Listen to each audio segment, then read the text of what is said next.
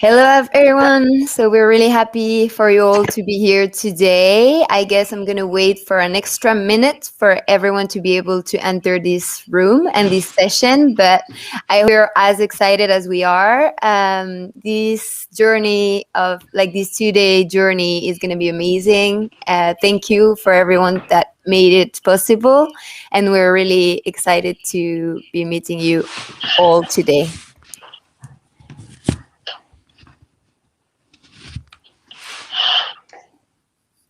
Tim, over to you. No. Oh, not yet. Sorry, not yet. Welcome everyone to the 2021 LSE Africa Summit. The LSE Africa Summit is hosted annually by the Firoz Lalji Center for Africa and is led by a student team. The Firoz Lalji Center for Africa was established by the LSE in 2016 through an endowment by the Firoz Lalji Foundation. This generous gift was to support LSE's long-term commitment to placing Africa at the heart of understandings and debates about global issues. An indication of that commitment is that the centre is now becoming a fully fledged LSE Institute. One role of the Firoz Lalji Centre for Africa is to promote social science research and evidence-based analysis with an aim of illuminating world affairs and interrogating local circumstances. As a multidisciplinary centre, the Firoz Lalji Centre for Africa works across all social science disciplines and is currently running projects on global health, South-South relations, justice and security, economic growth, environmental issues, grassroots organizations, conflict and humanitarianism, public authority. Over the last year, we've been much engaged with work on the effects of COVID-19 in Africa. And our latest research initiative is to work with a score of European partner organizations in a large-scale study called Periscope, which is assessing effects of COVID-19 across the European Union and in comparison with what is happening elsewhere, including in Africa. COVID-19 is, of course, why we've had to run this year's summit as a virtual event. We really hope to see you in London in 2022, when we will host it as the Firoz Lalji Institute for Africa. The Firoz Lalji Center for Africa strives for producing robust, independent scholarship that raises the profile of African issues and perspectives in global debates. In addition, we have a commitment to making our scholarship accessible and, where appropriate, directly influential on policy. One recent example is that we've played a role in supporting processes of holding to account perpetrators of appalling crimes in Africa, including gender-based violence. We've been involved in providing evidence and witness testimony to the International Criminal Court, leading to the conviction of a senior rebel commander for numerous crimes against humanity, including multiple rapes.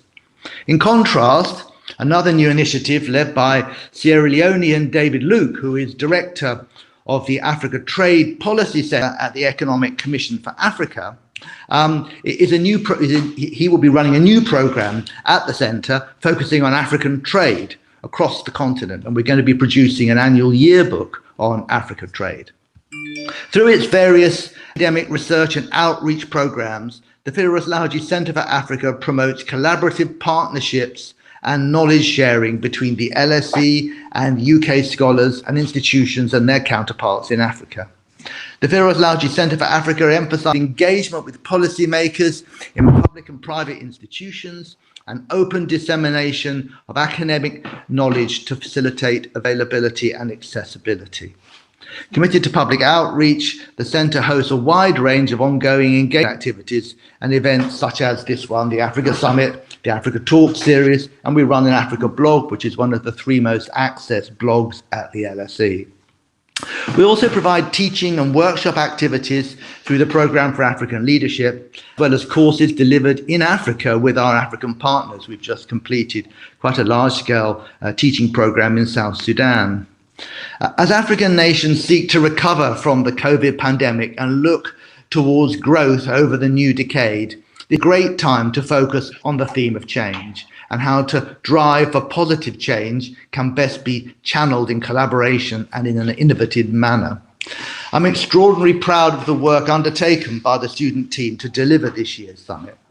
On behalf of everyone at LSE and the Firoz Lalji Centre for Africa and the summit team, I would like to sincerely thank our sponsors and partners. Those this year have been the ESRC, the Atlantic Fellows Programme, the Department of Social Policy, the Africa Diaspora Development Initiative, UK Black Pride, and McErnest, and also the Alistair Barclay Memorial Fund. Alistair was a young law lecturer who was killed by the bomb that exploded on Pan Am Flight 103 over Lockerbie in December 1988, and we have regular events in his memory. I'm very pleased that his brother is going to be attending this event, and it's great to be able to welcome him to join us. I would also like to thank the following Move Me Back and Boston Consulting Group for participating at the career fair across the 2 days of the summit. And of course, I need to emphasize the amazing contribution of our team. They've come up with an incredible program. Now I need to introduce one of our biggest supporters, Dame Minouche, who I knew before she became famous. Minouche Shafik is director of LSE. She was previously the deputy governor of the Bank of England, the permanent secretary of DFID, and the youngest vice president of the World Bank. Her new book, What Do We Owe Each Other? A New Social Contract, is out now. Minouche, over to you. Thank you so much, Tim, and welcome to everyone to this 8th annual Africa Summit. This summit has become a fixture at LSE that puts Africa at the center of things. And for 2 days, the LSE feels very African, and I hope we can capture some of that spirit here today. It comes at an especially important time, as Tim mentioned, in the wake of the pandemic, a time for reflection and a time for fresh thinking. How will Africa define and determine positive change in the future in the wake of the pandemic? And there are many dimensions to this question, many of which you'll discuss today around governance, around social issues, around identity. And I wanted to explore a few of those from the perspective of my field, which is development economics, and as someone who worked in Africa for many years at many institutions. And I want to focus on why this crisis is an opportunity to define a new social contract in Africa, drawing on the book that Tim mentioned I published this month called What We Owe Each Other, A New Social Contract. And the opportunity comes from the fact that many African countries are in the midst of transitioning from social contracts that relied heavily on families to support the young, the old, the sick, and the unemployed, to a social contract where society helps carry some of those responsibilities in exchange for everyone contributing to the common good through work and through paying taxes for as long as possible. And the goal would be to have a better balance of security and opportunity across the continent, drawing on lessons from this crisis. So let me start with security. What I think worked well in many African countries during the pandemic is that security was provided by cash transfer schemes. Most countries had some mechanism in place to get cash into the hands of the poorest families. And some of them increased the amounts that they transferred to households, knowing they would be adversely affected by the pandemic. Having that delivery infrastructure in place was hugely beneficial and protected the most vulnerable. We know from hundreds of randomized controlled trials that those cash transfers are effective at improving nutrition, school attendance, and productivity. But the crisis also underlined why it's urgent that we achieve universal health care across Africa. And here the story is more mixed, but the objective is very clear. The World Health Organization recommends a basic healthcare package that includes prenatal care, immunization, including for things like pneumonia, tuberculosis, and COVID, bed nets against malaria, treatment of cardiovascular illness, and access to basic medical staff. They recommend countries spend about 5% of GDP to achieve this minimum universal coverage, and that remains a goal to achieve. But I think the pandemic has also shown us, all of us in every domain of life, how much more we can do digitally than we ever thought possible, such as events like this. Many developing countries will never be able to achieve universal healthcare based on the prevailing model in which medical interventions take place in dedicated facilities overseen by highly trained doctors.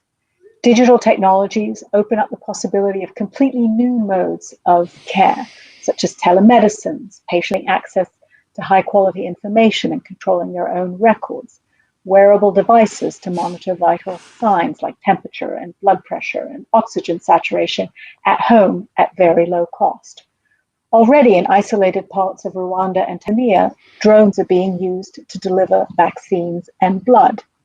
In future, it'll be possible to receive medical advice from a healthcare professional located anywhere in the world.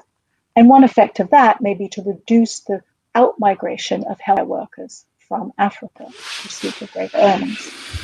So just as Africa leapfrogged to mobile phone technologies without ever building a fixed line phone network, I think there's a real opportunity for Africa to use digital technologies leapfrog to a better, more cost-effective system of universal healthcare. Let me now turn to my second theme, which is opportunity. With the exception of a few countries, I think it's fair to say that the economic consequences for Africa of COVID have been more severe than the health ones. The continent is facing the first recession in a quarter of a century, there's limited fiscal space, and high debt levels constrain government action.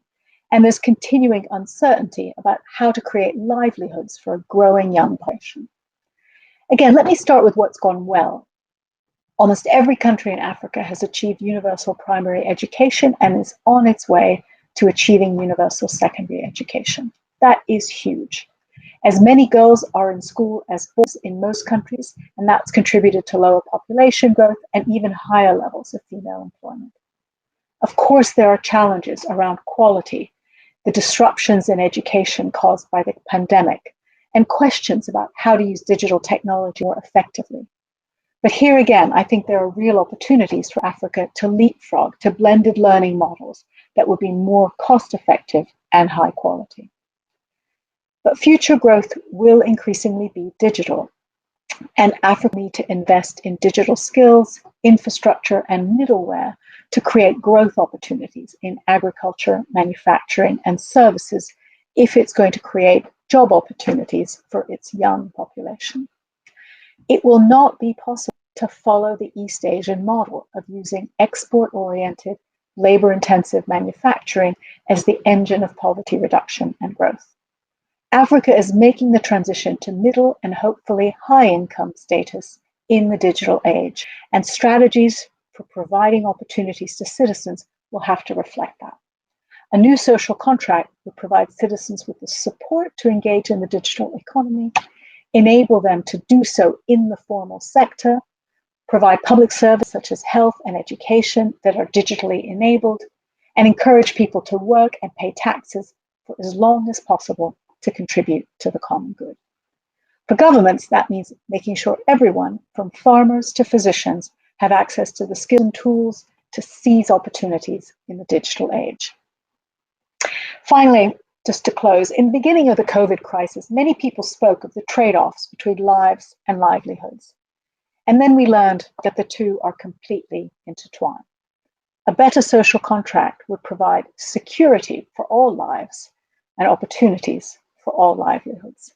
And I very much hope that in the course of the next 2 days, you have many fantastic ideas and experiences that enable us to think how that might be possible.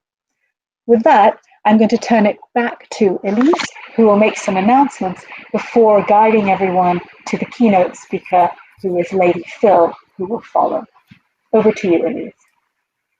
Thank you, Baroness Minouche Shafik, for these words of introduction. I think I speak on behalf of the LSE Africa Summit team, the whole team actually, when saying that we feel privileged on this unique day that marks the start of the LSE Africa Summit 2021. It's incredibly exciting to finally be able to meet you all, to reflect on what has been a particularly challenging year, as we've seen, and we look forward to walking into these 2 days journey together.